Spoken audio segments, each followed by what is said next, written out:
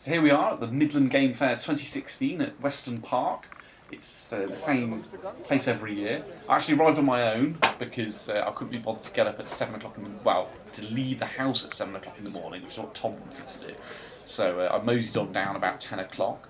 It's all the usual stuff, you know how it is. It's kind of Merry Hill for shooters, really, but you know, it's good to stock up if you need to do some shopping. That was the safari tent, and you can go in South Africa and pay about, I think it's about £1,000 for 5 or 6 days, all inclusive though, apart from ammunition. So they supply the guns and stuff, and you get to shoot various things. So it was quite a good value, and I'm actually heading to South Africa next year, hopefully, touch wood. So yeah, it was quite interesting, to be honest. But apart from that, yeah, the usual stuff. You've got some net making. You just saw some dog chandling. That's a long net some guy's making. You might have seen in my Ferreting Rabbits Explained video. My brother's got one, but I don't fancy making one, to be honest. It looks a lot of work. You can see there, yeah, that's Weston Park. As I said, same place as it always is. And yeah, you can't actually get in the building or particularly near it, but there we are. And you can see there's the police. I was surprised to see them in such a number, actually. There's quite a few of them. But apparently, there's been a lot of theft in the last couple of years, and people are kicking off about it. So, yeah, they've got a big presence now. There's Tom and Laura finally meeting up with them. So, yeah, as Laura was there, we had a lot of clothes shopping to look at, although I wasn't tempted. Again, it's like with a lot of things.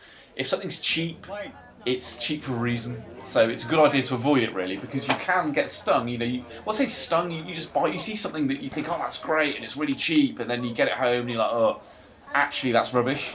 And so, yeah, I mean, I bought a new jacket recently, for instance, and Tom was like, oh, you know, you should have bought it at the show, but really, price-wise, it's much the same, really. You can see there, yeah, there's a Mossberg 500 Srspower, and Srspower, for our American friends, is a company that basically takes imported shotguns and makes custom silencers for them, and they're really useful in the hide. And if you've got subsonic shells, which you can get, it's like, you know, in 410, it's like using a silenced 2T rimfire, to be honest.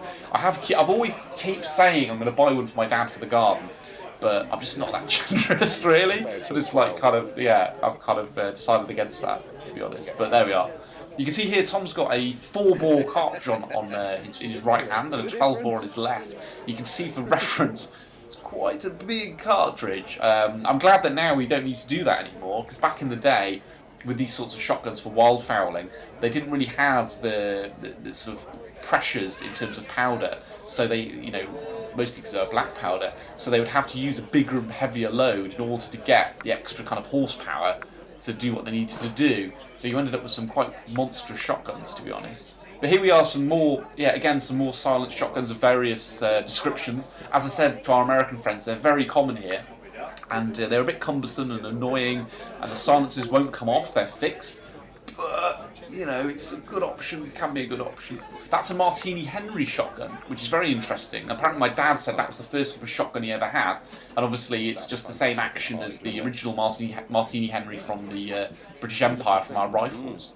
Tom's here, he's got the CZ that he fell in love with. I think it's a bloody ugly looking thing, to be honest, but it got ported barrels, and it was quite an interesting action, and it was only about like 180 quid, so Tom was quite tempted.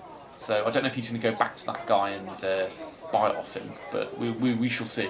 And you can see here, yeah, you know, all the usual sort of stuff, really, like lots of semi-autos and that sort of thing. There's a Triple Crown as well. That's the first time I've actually seen one in the UK, to be honest. And that one's quite interesting because it's a 28 bore, which means the lines are quite good. I mean, it looks kind of in proportion, as where in 12 bore it's just a bit kind of big and cumbersome. So, yeah, but it's about 1,600 quid, I think, so you know, a bit sort of pricey for me, just for a novelty, to be honest.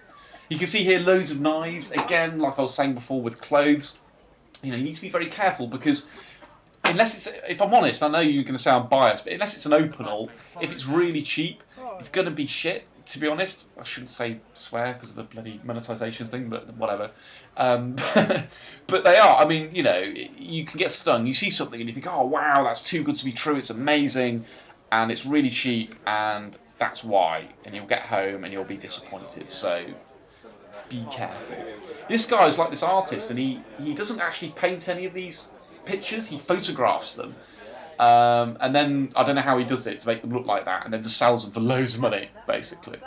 Laura bought this painting here, this sort of badger having a, on the toilet, for their downstairs loo, and it's 130 quid, I think, something like that. So, again, like I said, it's kind of normal sort of pricing. It's nothing, you won't get any super amazing deals, but it's great to have everything in one place at one time. So if you're in the market for buying whatever it is you're after, you can get a fair price, and obviously you won't have to pay for shipping and that sort of thing, and you can just go there, get the kit you need, and jobs are good one, really.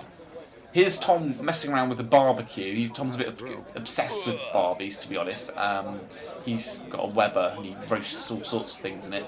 This guy, though, was actually giving away pizzas and a few other bits and bobs earlier in the day. So we headed back there hoping to get a free pizza, and obviously we were way too late, so there we are. This is the BSA stand. This is quite interesting because, as far as I'm aware, BSA don't really make full-bore rifles anymore. But before all the air rifles, which they do make, they're showing these off, and you can see there you've got a wooden stocked FAL, and which I would have thought would be pre the Argentinian War. And then above that you've got a Lee Enfield, and above that you've got a Martini Henry, and it would be great to have a go with the FAL. I've shot the other two, but unfortunately, well, living here, we won't be likely to anytime soon, so I assume those have been deactivated. But after that, then you've got all the usual air rifles.